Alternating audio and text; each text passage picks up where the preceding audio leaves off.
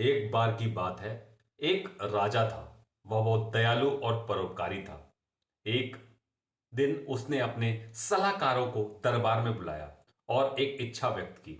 उसने कहा, मेरे द्वारा पास्ट में की गई सारी अच्छी चीजों को वह लिखवाना चाहता है। वह चाहता है कि यह लिखी जाए जिससे आने वाली पीढ़ियां इससे सबक ले पाए। दरबारी खुश हुए, सलाहकार खुश हुए। वह कुछ दिनों के बाद बहुत सारी किताबों के रूप में इतिहास में की गई अच्छी चीजों को लेकर ले आए। यह देखकर राजा प्रसन्न हुआ। उसने फिर भी कहा, यह 8-10 किताबें बहुत मोटी मोटी किताबें हैं। मेरे को नहीं लगता आने वाली पीढ़ियां इन किताबों को पढ़ना चाहेगी या समझना चाहेगी। इन क्या आप सब इनको कुछ छोटा कर सकते हैं? कुछ दिनों के बाद सलाहकार लौट के आए। उन 8, 10, 12 किताबों को उन्होंने एक किताब में कन्वर्ट किया। यह देखकर राजा खुश होता है और शाबाशी देता है, और फिर भी वह चाहता है कि इस एक किताब को एक और छोटा किया जाए। यह सुनकर दरबारी सोचते हैं, सलाहकार सोचते हैं, यह कैसा पागलपन है राजा के द्वारा किया जा रहा है। वह लौट कर जाते हैं। कुछ दिनों बाद फिर वापस लाते हैं। वो किताब को एक पन्ने के तौर पे कन्वर्ट कर कर लाते हैं। राजा यह देखकर प्रसन्न होता है, लेकिन फिर भी वह कहता है, क्या इसको और छोटा किया जा सकता है? क्या यह एक पेज एक लाइन के तौर पर लिखा जा सकता है? दरबारी शंका में पड़ जाते हैं। दरबारी सोच में पड़ जाते हैं। सलाहकार सोचते हैं, 10-12 किताबों का मटेरियल, 10-12 किताबों की जो चीजें थी, हमने इसको एक पेज में कन्वर्ट कर दिया।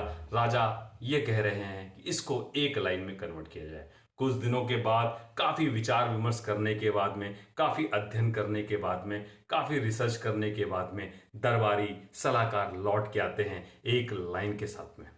आपको जानकर बहुत अचंभा होगा। वो लाइन थी, भोजन मुफ्त में नहीं मिलता। There is no free lunch. आप जब यह लाइन या इंग्लिश में लाइंस या हिंदी में ये लाइन सुनते हैं तो आपको कैसा महसूस होता है? आज के संदर्भ में अगर इसे देखिए, ये बहुत ही सच और सच्ची बातें हैं। अगर आप जिंदगी में कुछ आगे करना चाहते हैं तो आपको मेहनत करनी पड़ती है, आपको परिश्रम करना पड़ता है, आपको डेडिकेशन के साथ में लगना पड़ता है, तब आपको सफलता मिलती है। अगर आप एक स्टूडेंट हैं तो आपको हर दिन मेहनत करनी पड़ती है, आपको पूरे साल पढ़ाई करना पड़ता है, तब जाके एक परीक्षा देते हैं और उसको पास करते हैं।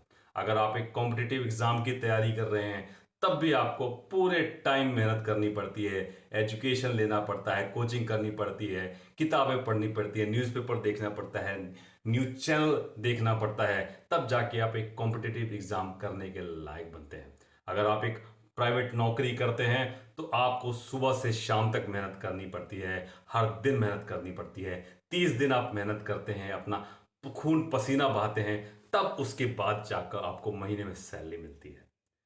आप अगर उन लोगों में से हैं जो ये चाहते हैं कि हर चीज दुनिया में फ्री में मिले, तो दोस्त, ये दुनिया फ्री की नहीं है। यहां पे आपको कुछ ना कुछ अपना देना पड़ेगा। यूनिवर्स का भी लॉ है, अगर आप कुछ देंगे तभी आपको कुछ मिलेगा।